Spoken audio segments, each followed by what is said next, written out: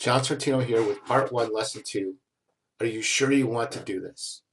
In this lesson, we'll discuss that being an entrepreneur means a lot of hard work, responsibility, long hours, and an uncertain salary. We'll consider all the facts before committing to be an entrepreneur. We'll talk about excuses and how they've come between many would-be entrepreneurs and their dreams. And keeping your dream alive requires overcoming excuses and negative thoughts. Chances are you're thinking about being an entrepreneur, but thinking about being one and being one are two different things. You have got to know you want to be an entrepreneur. It could be that you've been toying with the idea of starting your own business for years, but for one reason or another, you have not. Maybe you think it might be too stressful, or it might take too much time away from your family, or you're hanging on to that job you don't like because of the paycheck. Whatever the reasons for not getting started, you have to overcome them before you commit to being an entrepreneur. The most important reason, I think, to be an entrepreneur is that when you work for somebody else, you're letting someone else be responsible for you. They can fire you, make your life miserable, basically make you do what they want you to do. But when you work for yourself, you're responsible to yourself. You're in control. When you work for yourself, you make the decisions. Sure, you listen to others, but you make the decisions.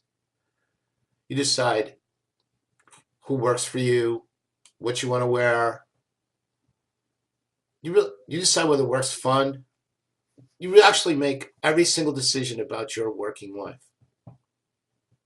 Let's take a good, hard look at the facts.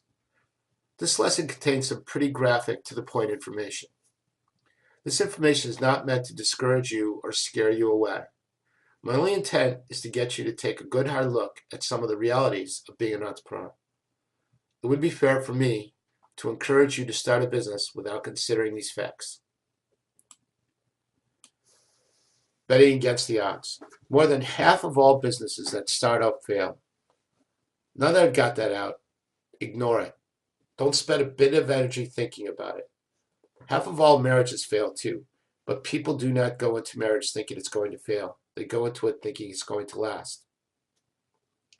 If you're going into being an entrepreneur thinking you will fail, you probably will fail. It's called the self-fulfilling prophecy.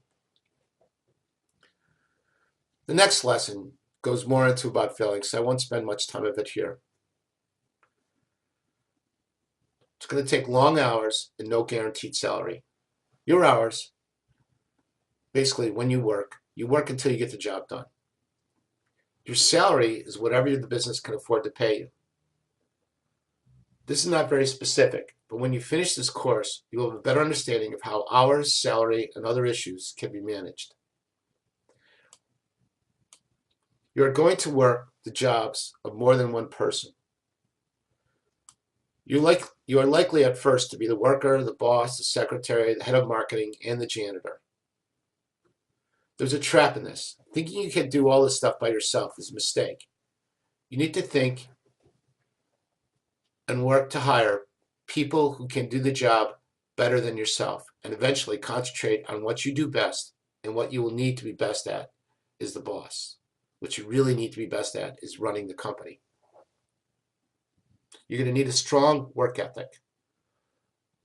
No one who ever started a business is going to tell you it's easy, but they will tell you it took a lot of hard work. You're going to need to have a good work ethic. People with work ethics that are so-so often resent those who get ahead because the people that are willing to get ahead work harder and longer. They don't admit that a lousy work ethic is holding them back. When you start your own business, you have to make sure you have some fun. Try to find enjoyment in your work. If you do, the long hours and hard work will be easier. You will learn that doing the best you can makes work more fun. Be careful not to confuse a workaholic with an entrepreneur. The difference is that workaholics are addicted to work, like gamblers are addicted to gambling. Workaholics usually don't get a lot of pleasure out of working, but they're compelled to doing it. You're going to have a lot of responsibility. Starting a business means that you have more responsibilities. Of course, you have responsibilities to your family, of course, but also to your employees, your bank, your partners, your customers. So there's a lot of responsibilities that go around. Here's some of the list of the responsibilities you're going to have to deal with. You're going to have to comply with government regulations. You're going to have to fill orders on time. You're going to get orders right. Establishing rules and guidelines for your employees. You're going to make sure your product or services meets all standards and regulations. If you got property, you're going to have to maintain your property. Whatever your business requires, it's going to be your responsibility to take care of it. You need to overcome your daunted by challenges I discussed in this lesson. I hope your entrepreneurial spirit was not daunted by challenges I discussed in this lesson. I hope that you're getting that spirit. Think of all the entrepreneurs you have met. They're really not that much smarter than you or more talented. They probably face the very same challenges you will face when you start your business. But they met those challenges and overcame them to make their dreams become a reality. In review, it's important to consider all the facts before committing to being an entrepreneur. Being an entrepreneur entails hard work, long hours, an uncertain salary, and a lot of responsibility. 3. True entrepreneurs are not afraid of challenges.